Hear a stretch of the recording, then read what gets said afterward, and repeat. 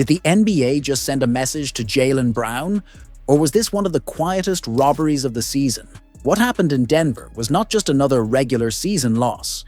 It felt heavier, louder, and honestly, more uncomfortable than the scoreboard suggests. The Celtics walked into Ball Arena riding confidence, momentum, and rhythm. They walked out with questions that go far beyond one bad night. Jaylen Brown scored 33 points. That number should scream dominance. But watch the game closely, and a disturbing pattern appears. Brown attacked the rim relentlessly. He lowered his shoulder. He absorbed contact. He finished through traffic. And still, the whistle stayed silent. 3 free throws. 3 for a player averaging over 7 attempts per night. That is not variance. That is a statement. But was it intentional? Or just another example of how stars are officiated differently, depending on the night, the matchup, or the narrative? Brown did not see the free throw line until deep into the third quarter, 6 minutes left. By then, the physical toll was already there. Every drive became a gamble. Every collision felt heavier, and the Nuggets knew it. They played him rough. They crowded his space. They dared the officials to make a call. Nothing happened. And then came the frustration. You could see it in his body language. The hesitation. The moment where a star wonders if attacking the rim is even worth it anymore. That is dangerous territory for any offense, especially one built on downhill pressure. Is Boston about to cross a line that cannot be uncrossed, even if it costs the future? What is happening behind the scenes in Boston feels louder than any press release.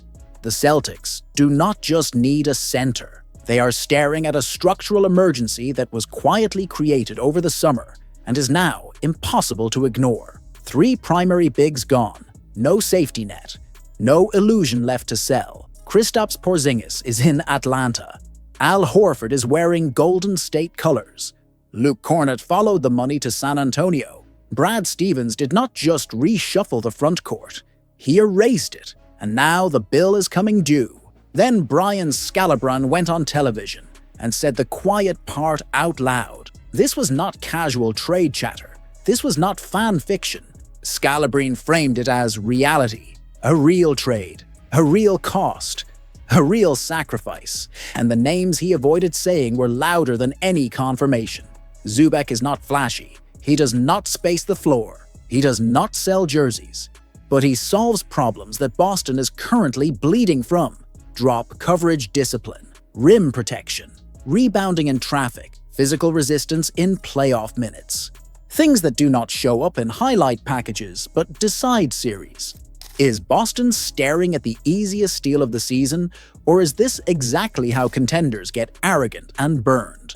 The Celtics sit comfortably near the top of the East, a position few expected when the season tipped off. A 23-12 record tells one story. The league-wide perception tells another. Boston is winning, but it is doing so while walking a tightrope between discipline and temptation.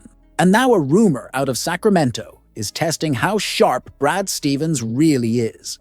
Because if the Kings are truly shopping Keon Ellis, this is not just another fringe deadline name. This is a stress test of front office intelligence versus organizational impulse.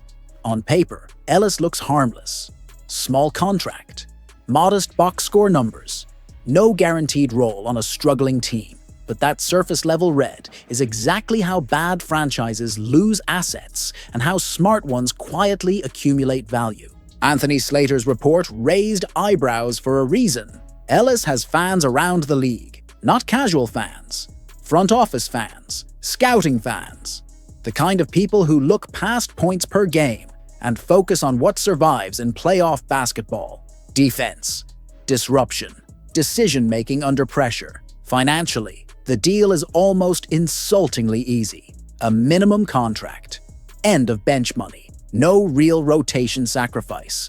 The only tension point is draft compensation. Was this really about missed calls, or did Jaylen Brown just expose a deeper problem the Celtics can no longer ignore? At first glance, the box score tries to calm everyone down. 33 points. Game-high scoring night. Aggression. Leadership. But the film tells a far more unsettling story. one that Boston cannot brush aside with cliches about effort or execution. Jaylen Brown attacked Denver over and over again. 31 drives, 31 collisions, and just one shooting foul drawn on those plays. 1. That number alone should stop the conversation in its tracks. Brown finished the night with more turnovers than free throw attempts. 7 mistakes, 3 trips to the line. For a player averaging more than 7 free throws per game, that is not noise. That is a warning sign. After the loss, Brown did something rare. He did not just criticize the officials, he admitted they got into his head. And that admission matters more than any missed call. He felt the contact. He welcomed it. He refused to flop. He went strong. And every time he turned to the officials, he saw blank faces. No response. No adjustment. No accountability. Just silence. If Jaylen Brown can drive 31 times and draw a single foul, what exactly is the threshold for a call? How physical is too physical? And why does that line seem to move from night to night? Is Anfernee Simons becoming Boston's most uncomfortable truth as the trade deadline creeps closer? The Boston Celtics were not supposed to be here. That matters. This season was framed as a pause, a recalibration, a year to survive without Jayson Tatum and protect flexibility. Instead, Boston ripped up the script and forced the league to pay attention. Second seed in the East. Winning record well beyond expectations. A roster missing multiple championship pillars and still standing upright. That alone changes everything. And at the center of this identity crisis sits Anfernee Simons. For months, Simons was discussed like a financial problem waiting to be solved. Expiring contract, easy salary relief, a clean way to duck the first apron and reset the books. The logic was simple and cold. Boston is not chasing anything this year, so why keep a scorer on a ticking clock? Simons was not brought to Boston to defend, yet he has bought into the identity. Rotations, effort, physicality, discipline. His defensive rating since December places him near the top of the roster. That should not be ignored. So here comes the uncomfortable question. If Simons is scoring, defending, and winning minutes, why does it still feel like he is expendable? Because roster math is cruel. Boston is deep in guards. Derek White is foundational. Peyton Pritchard is untouchable in his role. Hugo Gonzalez is rising fast. Suddenly, Simons looks less like a necessity and more like a surplus. And surpluses are currency at the trade deadline. Is the most dangerous version of the Boston Celtics still hidden in plain sight, waiting for the league to relax? The standings tell a story that still feels wrong to say out loud. Boston sits near the top of the Eastern Conference, winning consistently, controlling games, and doing it all without Jayson Tatum on the floor. What was supposed to be a quiet transition year has turned into a threat, and that changes everything about the injury conversation. This team was not built to survive without its franchise star, yet here it is, thriving. Jaylen Brown has not just filled the void, he has reshaped the hierarchy. This is the most complete stretch of basketball he has ever played. Scoring, defending, leading, absorbing pressure. His name is no longer whispered in awards debates. It is spoken clearly. Lowe was careful. He framed it as belief, not confirmation. Conditioning remains uncertain.